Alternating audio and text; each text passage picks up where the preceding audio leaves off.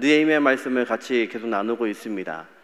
불가능한 같은 공사가 진행되어지고 있고 느헤미야를 방해하려던 많은 세력들이 지금 놀라고 있습니다. 성벽 공사라는 것이 가능하지 못할 거라고 그들은 생각했습니다. 그래서 처음에는 그들을 비웃었습니다. 너희가 성을 지어도 금방 무너질 텐데 우리가 한번 공격하고 나면 그 성에 무슨 의미가 있겠냐. 너희같이 오합지졸 모여가지고 너희가 마음도 하나가 되지 않는데 그 성을 짓는다는 게 불가능하다. 또 너희가 지어도 여우가 올라가도 무너질 정도의 성밖에 안 될 것이다. 그런데 놀랍게도 느헤미야는 백성들을 설득합니다. 우리가 이런 수치를 당하고 있는 이유가 무엇이냐? 하나님께서는 우리에게 어떤 말씀을 하셨는데 우리가 그렇게 살지 못했던 것들을 이야기하고 다시는 이런 수치를 당하지 말자. 그것이 백성들의 마음을 움직였습니다. 그래서 남녀노소, 지위와 상관없이, 가지고 있는 직분과 상관없이, 환경과 상관없이 성벽이 재건되어 올라가고 있습니다. 그런데 또 내적인 문제가 생기죠. 지난주에 나눈 것처럼 그 안에서의 갈등이 있습니다. 있는 자와 없는 자. 나도 이스라엘 백성이고 너도 이스라엘 백성이고 내 자녀도 있고 너의 자녀도 있는데 어떤 자녀는 좀 배불러지고 있고 어떤 자녀들은 종으로 팔려가고 있는데 이 어려움을 어떻게 할까? 느헤미야는 그것에 대해서 분노하고 이제 깊이 묵상합니다. 하나님, 이 기회를 통해서 어떻게 이 공동체의 위기가 다시 기회가 될 수 있을지를 묵상합니다. 마치 예수님께서 채찍을 만드시기 위해서 노끈을 꼬우셨던 것처럼 그것을 만드시면서 어떻게 이들을 가르쳐야 될지, 하나님의 나라를 어떻게 설명해야 될지를 고민하신 것처럼 느헤미야는 깊은 묵상 가운데 이제 그 부자들에게 이렇게 조언합니다. 우리가 무엇을 꾸어주고 받지 않을 수는 없지만 나와 내 종들도 돈을 꾸어주지만 이자는 받지 않는다. 이제 그들이 마음이 합해집니다. 예, 우리도 지금까지 받은 이자 돌려보내겠습니다. 언제요? 오늘 당장 돌려보내겠습니다. 그리고 어떤 것도 더 요구하지 않겠습니다. 가능하지 않을 것 같은 이 마음이 하나가 됩니다. 거기에는 느헤미야가 삶으로 보였던 실천이 거기에 있었습니다. 그는 12년간 이 총독으로 있으면서 녹수를 받지 않습니다. 월급을 받지 않습니다. 매일같이 150명 되는 사람들을 먹이며 마시게 해야 되는 임무에 있음에도 불구하고 그것을 세금으로 하지 않고 자신의 물질로 감당해 갑니다. 그리고 그는 하나님께 이렇게 말합니다. 하나님, 내가 이 백성들을 위해서 했던 모든 수고를 기억하여 주옵소서. 하나님이 기억하시면 됩니다. 그것을 그가 고백할 때에 이제 이 성벽이 거진 완성되어지고 이어지고 흠이 없었던 것들이 메꾸어지기 시작합니다. 이제 그 소식을 들은 적들이 아주 긴장하며 놀랍니다. 불가능한 일이 발생한 겁니다. 여전히 그들은 이제 이 공격을 하기를 원하고 이제는 백성들을 공격하는 것이 아니라 느헤미야 한 사람을 놓고 공격하기 시작합니다. 그런 말이 있죠. 산 넘으면 또 산이라고. 예, 또 문제가 또 일어납니다. 사단이 여전히 우리를 공격하는 이유는 한 가지입니다. 하나님의 백성이 성벽이 완성되면 저와 여러분이 서로 연결되고 또 메워지고 메꾸어져서 빈틈이 없어지면 사단이 일할 수 있는 능력이 없어집니다. 그러기에 사단은 끊임없이 우리가 성벽 짓는 것을 방해해야 되고 우리가 연결되고 우리의 사이에 메꾸어져 가는 것을 방해할 수밖에 없습니다. 그러니까 사단은 여전히 우리가 하는 것들을 싫어하는 거죠. 저와 여러분이 예배하는 것을 사단이 좋아할 리가 없습니다. 우리는 이제 백신을 맞고 조금 더 편안해지는 후반기가 될 줄로 알았는데 그렇지 않습니다. 여전히 사단이 원치 않는 것은 우리가 함께 예배하고 뜨거워지고 하나님의 말씀으로 뜨거워져서 다시 우리의 공동체가 회복되고 세상을 온전하게 이끌어가는 것, 사단은 그거 좋아하지 않습니다. 여전히 그래서 우리에게 시험을 주고 어려움을 주고 또 두려움을 줍니다. 하나님이 욥을 또 시험하는 것을 사단에게 허락하시죠.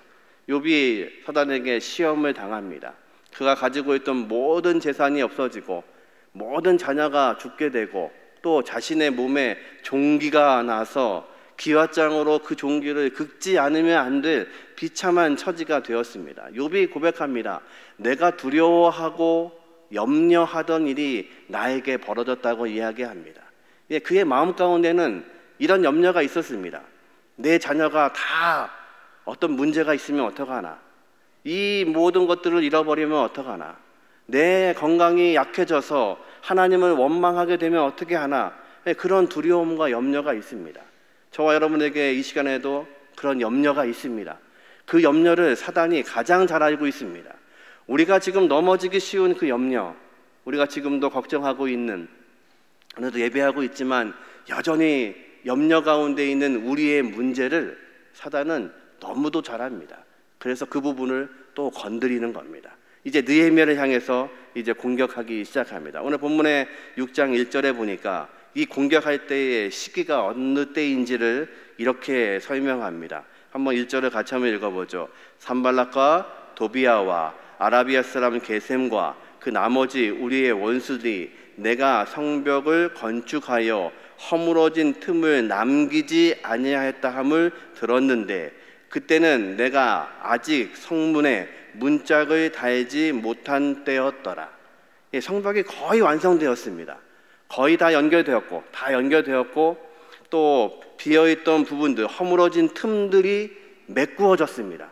다 됐는데 이제 남은 것은 문짝만 달면 됩니다.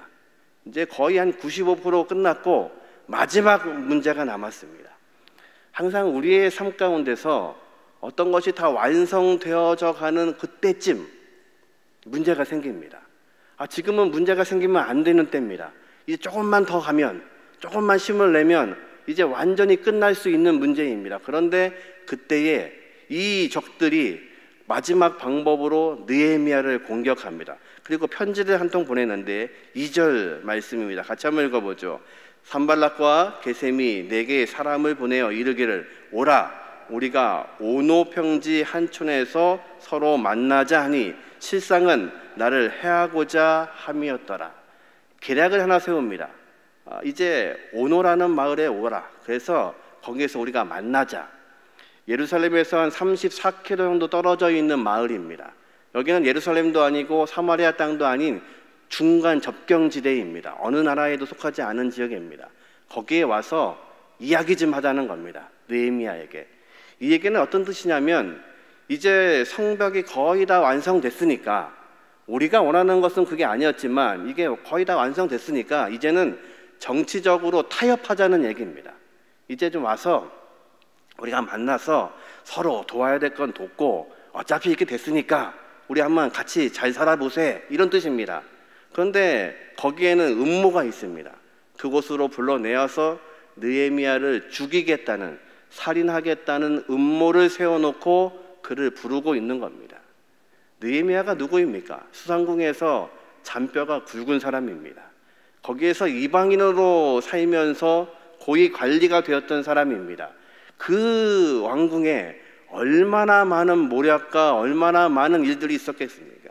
그것을 간파하지 못할 사람이 아닙니다. 그래서 느헤미야가 이렇게 편지를 합니다. 3절에 보니까 같이 한번 읽어볼까요? 내가 곧 그들에게 사자를 보내어 이르기를 내가 이제 큰 역사를 하니 내려가지 못하겠노라. 어찌하여 역사를 중지하게 하고 너희에게로 내려가겠느냐 하매.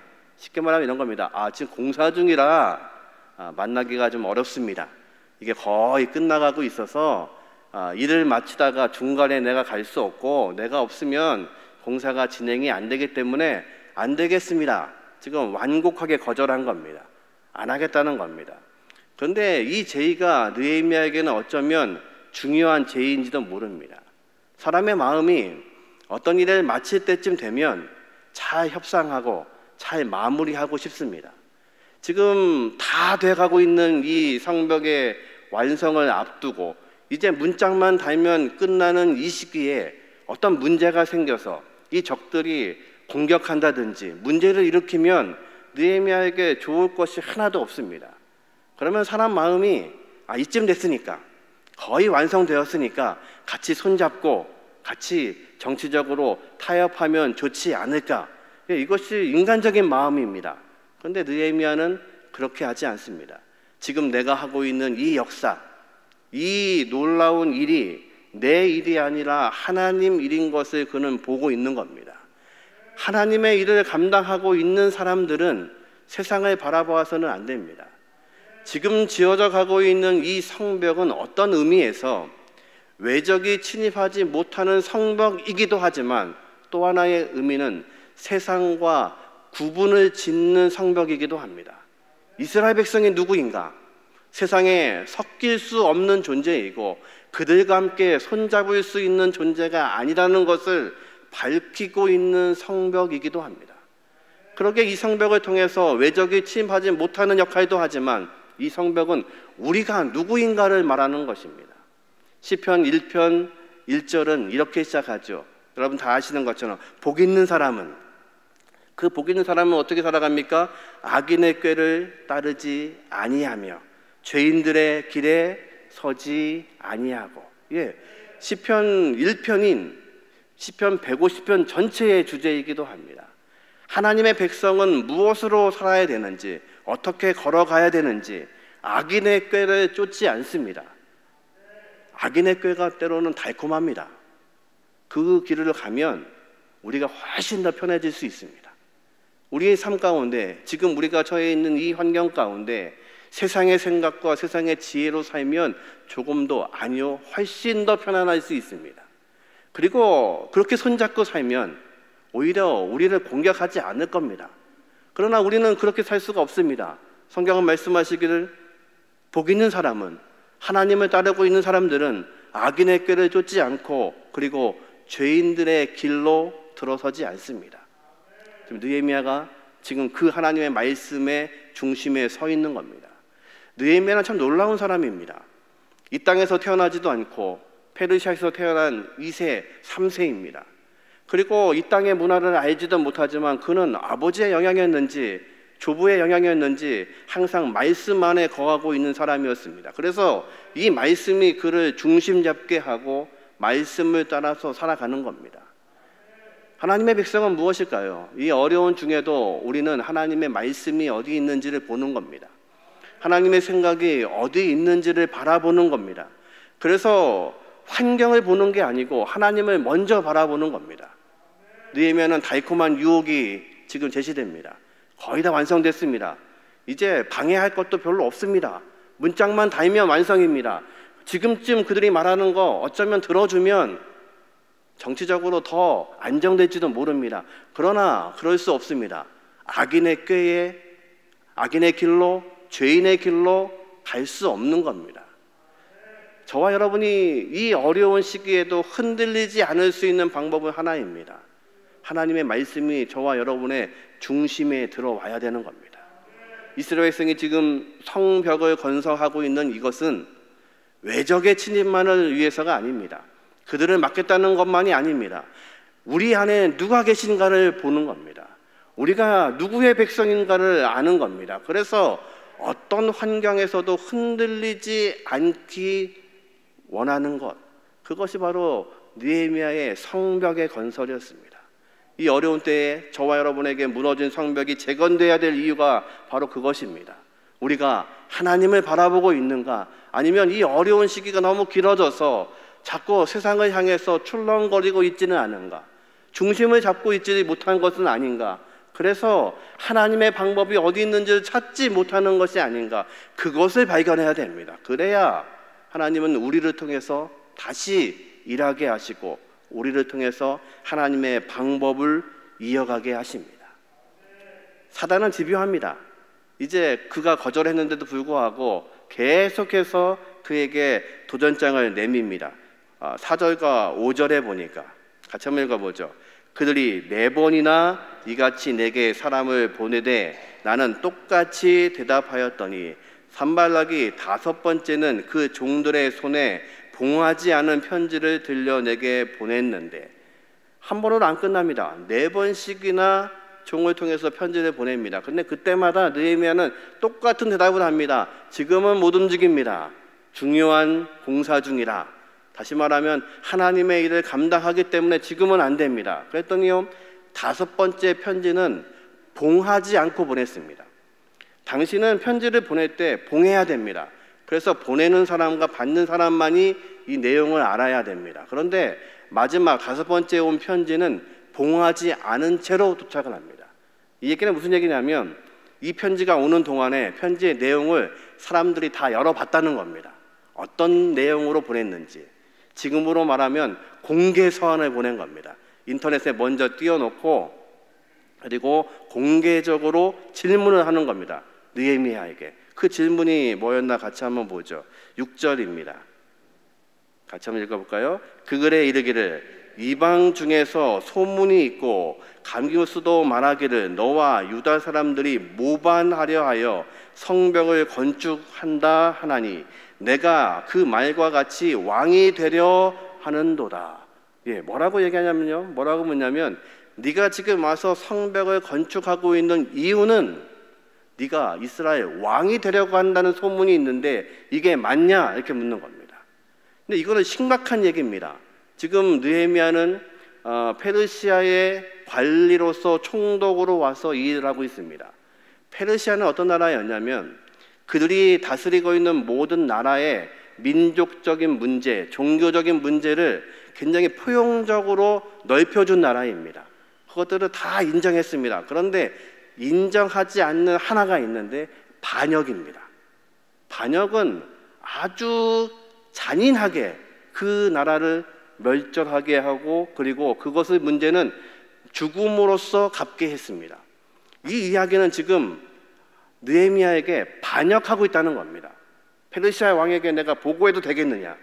지금 들리는 소문에 네가 지금 온 이유는 네 재산을 털어서 이것들을 감당하고 백성들을 돕고 있는 이유는 네가 왕 되려고 한다는 소문을 내가 들었다. 이게 맞냐고 묻는 겁니다. 또 하나의 소문입니다. 7절입니다. 같이 읽어보죠. 또 내가 선지자를 세워 예루살렘에서 너를 들어 선전하기를 유다에 왕이 있다 하게 하였으니 지금 이 말이 왕에게 들릴지라 그런즉 너는 이제 오라 함께 의논하자 하였기로. 내가 지금 의논하자고 하는 이유는 뭐냐면 이 소식을 들었는데 네가 왕이 된다는 소식을 들었는데 또 선지자를 세워서 네가 왕이라고 말한다고 하는데 이스라엘은요 메시아 사상이 있었잖아요. 메시아가 온다는 것을 유대인들은 믿었죠. 그 메시아가 바로 너라고 선지자를 세워서 거짓으로 말한다는 얘기를 내가 들었다는 겁니다. 두 가지죠. 하나는 정말로 정치적인 왕이 되겠다는 거. 두 번째는 네가 메시아가 되어서 이스라엘을 통치하겠다는 거. 근데 두 가지 다 페르시아 왕이 들으면 반역입니다. 근데 이 말을 내가 왕에게 전하겠다는 겁니다. 좀 위기입니다. 이게 두려움입니다. 우리 삶 가운데 사단이 가장 잘 사용하는 방법은 두려움입니다. 우리 마음 가운데 두려움을 주어서 아무것도 못하게 만드는 겁니다. 멈춰버리게 만드는 겁니다. 그래서 아무 일도 하지 못하고 하나님이 우리를 통해 일하기를 원하심에도 불구하고 낙심되어서 두려워서 일하지 못하게 하는 겁니다. 이 두려움의 문제는 하나님께서 만드신 에덴 동산에서 시작되었습니다. 아담과 하와가 범죄합니다.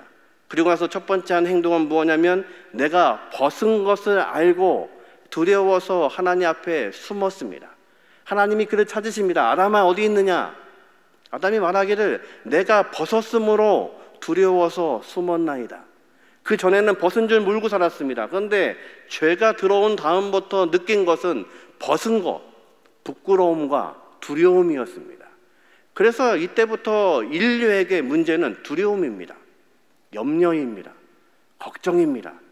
그래서 이 걱정과 염려가 내 마음속에 들어오면 밤새도록 잠자지 못하고 머릿속에서 별의별 시나리오를 다 만들어 버립니다. 이렇게 되면 어떡하지? 저렇게 되면 어떡하지? 아직 생기지도 않은 일을 가지고 걱정하게 됩니다. 그러면 나는 어떻게 하면 살지 못하겠네? 두렵네? 요즘에 공황장애라는 말 많이 들으시죠? 어떤 상황이 생기면 정말 죽을 것 같은 겁니다. 숨이 안 쉬어지는 겁니다. 그래서 그 일을 하지 못하고 도망가게 만듭니다. 사단이 하는 방법은 그겁니다. 도망가게 하는 겁니다. 두려워서 그 일을 놓게 하는 겁니다. 두려워서 하나님의 일을 감당하다가 내려놓는 겁니다. 때려치는 겁니다. 없어지는 겁니다. 사라지는 겁니다. 우리가 살고 있는 이 시대가 참으로 두려움 속에 있습니다. 그런데 이 두려움은 우리가 해결할 수 없습니다. 아담이 하나님 앞에 숨었습니다. 내가 벗은 줄 알고 두려워서 숨었습니다. 근데 하나님은 왜 아담을 찾고 계시는 걸까요? 하나님은 아십니다. 하나님은 태초에 인간의 역사 속에 두려움, 염려를 만들어 놓지 않으셨습니다. 에덴은 염려가 없는 곳입니다. 두려움이 없는 곳입니다. 그런데 죄로 인해서 염려가 들어오고 죄가 들어왔습니다. 이제 그것을 하나님이 아십니다. 아담이 스스로 이 문제를 해결할 수 없습니다. 이 두려움의 문제를. 그래서 하나님은 아담을 부르십니다. 그리고 그가 말하는 것처럼 벗고 있는 그 부끄러움을 하나님께서 손수 짐승을 잡으셔서 가죽옷을 그에게 입히십니다. 왜요? 그가 지금 벗었으므로 하나님 앞에 두려워하고 있습니다. 이 문제를 아담이 해결할 수 없기 때문에 하나님이 해결하시는 겁니다. 죄로 인해서 우리는 두려운 존재입니다. 두려워할 수밖에 없고 염려가 우리 삶 가운데 항상 그치지 않습니다. 염려와 근심의 문제를 우리가 해결할 수 없습니다. 그래서 하나님은 자신의 아들을 이 땅에 보내셔서 십자가에서 찢어 죽이십니다.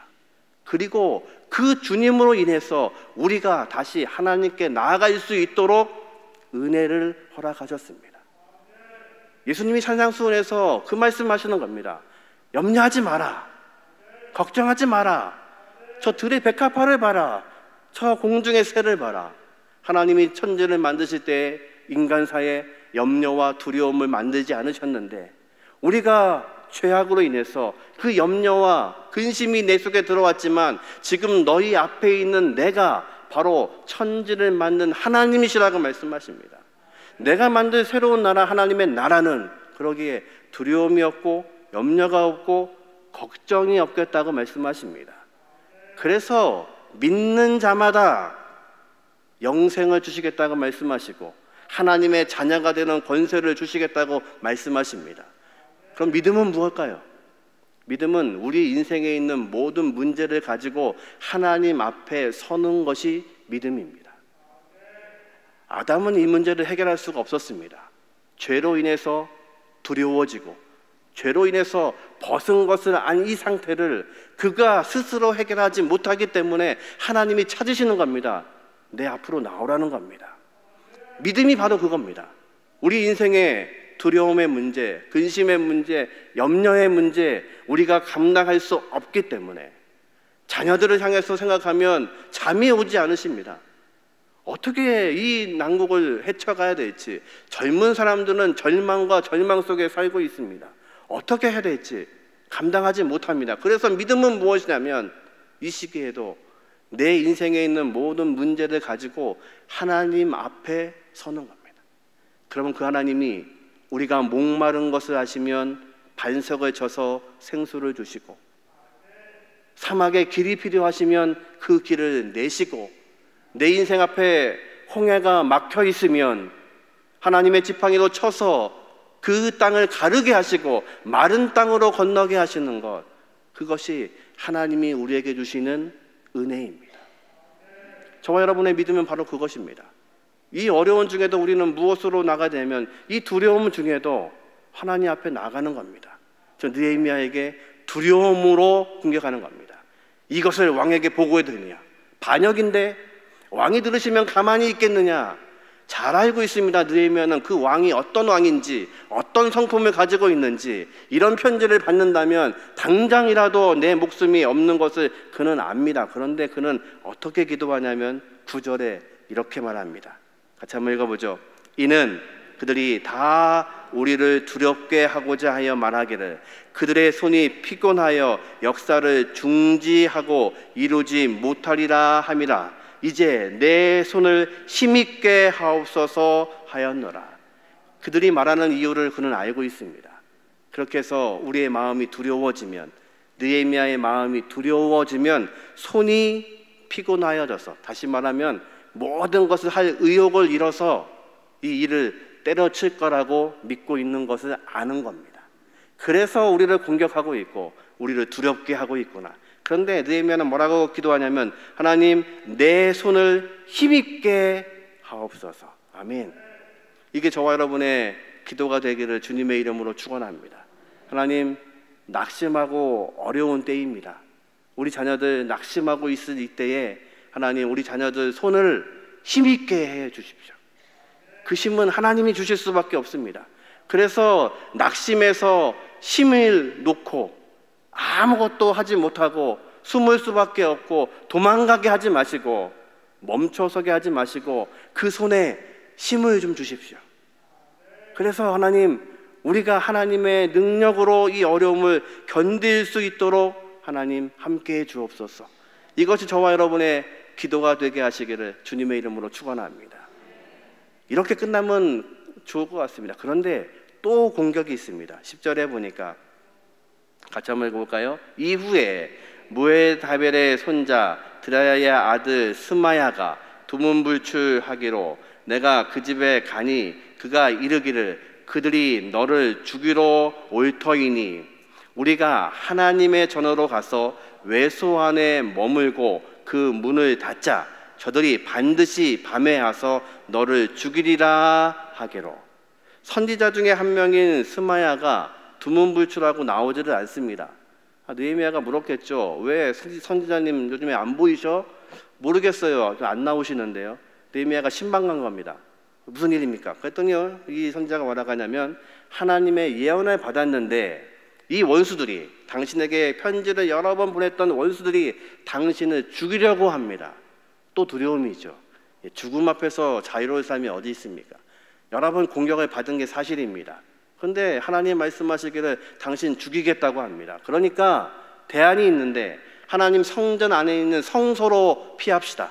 거기에 들어가 있으면 아무도 찾지 못할 겁니다. 굉장히 그럴듯합니다. 하나님이 말씀하셨답니다. 선지자에게. 그리고 목숨을 구하라고 말씀하십니다. 그리고 아무도 들어가지 못하는 제사장만 들어가는 그 성소에 피하면 목숨을 건질 것 같습니다. 그런데 느헤미야가 기도하면 이렇게 말합니다. 내가 누구인가인데 하나님의 성소에 들어갈 수 있습니까? 그 성소는 제사장에게만 허용된 공간입니다. 때로 하나님은 우리의 마음 가운데 이런 마음을, 사단은 우리에게 이런 마음을 줄 때가 있습니다. 너 귀한 사람이야. 그러니까 너는 괜찮아. 지금 선지자가 말하고 있는 거잖아요. 하나님이 말씀하셨는데 당신 죽는답니다. 그러니까 성소로 피합시다. 그럴듯합니다. 그런데 이 계략도 스마야를 돈으로 매수해서 그가 말하고 있는 겁니다. 놀랍게도 하나님의 선지자도 매수당해서 지금 느헤미야를 죽이려고 하는 겁니다. 그리고 느헤미야가 이렇게 말합니다. 13절입니다. 같이 한번 읽어보죠. 그들이 뇌물을 준 까닭은 나를 두렵게 하고 이렇게 함으로 범죄하게 하고 악한 말을 지어 나를 비방하려 함이었느니라. 매수당한 겁니다. 그래서 그에게 이렇게 한 이유가 먼저 두렵게 하는 겁니다. 죽는다고 하니까요. 그리고 두 번째는요, 범죄하게 하는 겁니다. 하나님의 성소에 함부로 들어가서는 안 됩니다. 들어가게 함으로 범죄하게 만드는 겁니다. 그러면 그 문제를 가지고 하나님의 성전, 성소를 범했다는 것으로 비방하게 하려는 것을 알게 되었다는 겁니다. 여러분, 어떤 말씀을 믿으시나요? 목사의 말을 믿으시면 안 됩니다. 하나님의 말씀을 믿으셔야 됩니다. 믿으십니까? 하나님이 말씀하시는 걸 들으셔야지 목사가 이야기하고 있는 것을 따라서는 안 됩니다.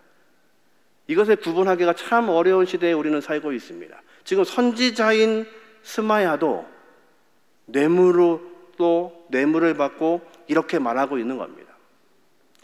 어느 서울에 있는 교회에 목사가 여러 부사역자하고 문제가 생겼습니다.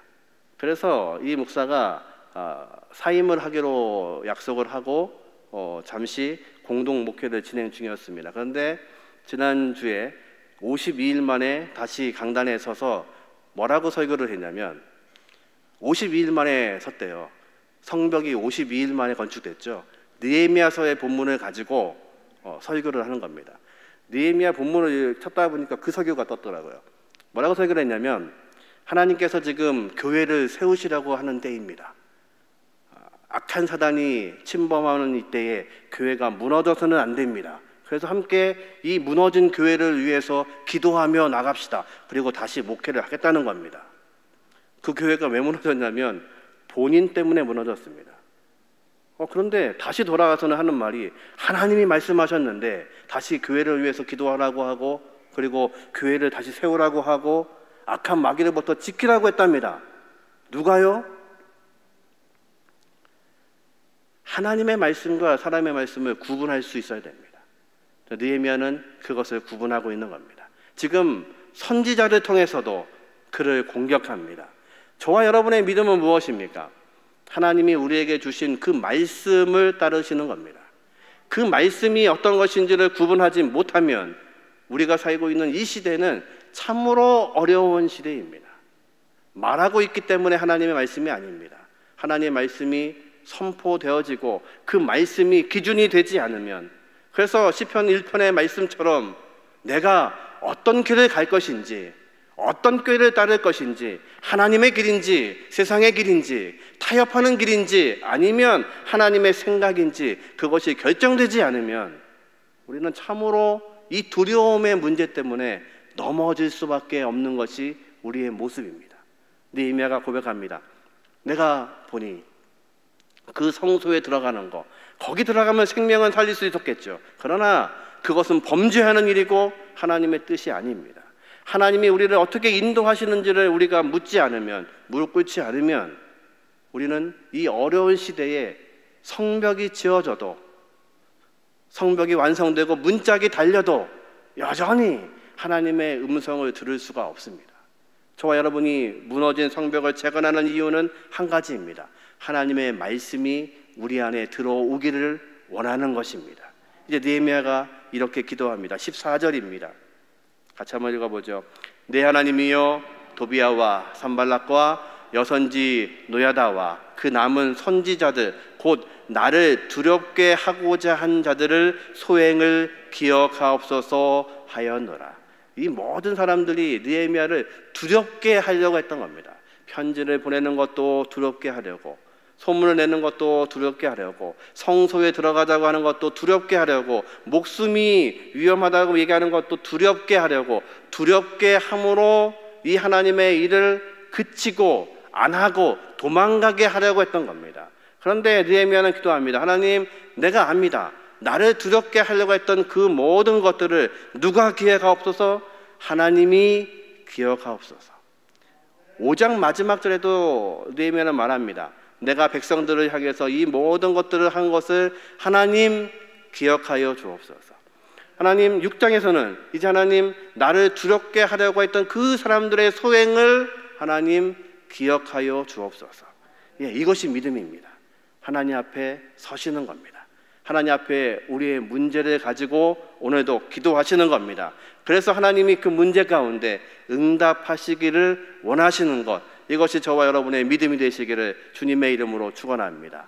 시편 64편 10절의 말씀을 같이 읽고 마치려고 합니다. 같이 한번 읽어보겠습니다. 의인은 여호와로 말미암아 즐거워하며 그에게 피하리니 마음이 정직한 자는 다 자랑하리로다. 아멘. 의인은 어떤 사람이냐면요, 하나님 때문에 기뻐하고 즐거워하는 사람들입니다. 그들은 누구에게 피하냐면 하나님께 피하는 사람들입니다. 우리는 참으로 어려운 시대를 살고 있습니다. 어려운 시대에 우리의 자녀들이 살고 있습니다. 우리가 해야 될 것은 중심을 잡고 하나님 앞에 피하시는 겁니다. 믿음은 이 모든 문제를 가지고 하나님 앞에 서시는 겁니다. 그러면 우리를 창조하신 하나님, 이 모든 환경을 창조하신 하나님, 역사를 주관하시는 하나님께서 저와 여러분과 함께 하셔서 우리의 문제를 해결하시는 은혜를 경험하시기를 주님의 이름으로 축원합니다. 우리 다 같이 찬양하고 축도받도록 하겠습니다. 내 마음이 낙심되며 근심이 있을 때 우리 하나님이 저와 여러분을 인도하시고 이 찬송처럼 되게 하시기를 원합니다. 같이 찬송하겠습니다.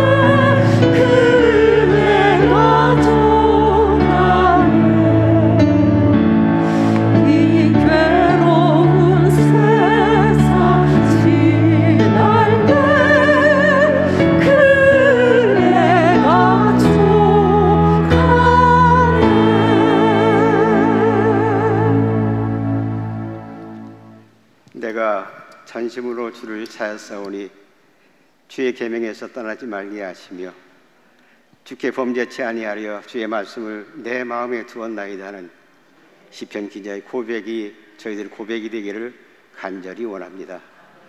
이제는 우리 주 예수 그리스도의 은혜와 아버지 하나님의 크신 사랑하심과 성령의 교통하심이 주의 말씀에 순종하여 살기 원하는 귀한 지체들 위해 이제부터 영원토록 함께 하시옵기를 간절히 축원하옵나이다. 아멘.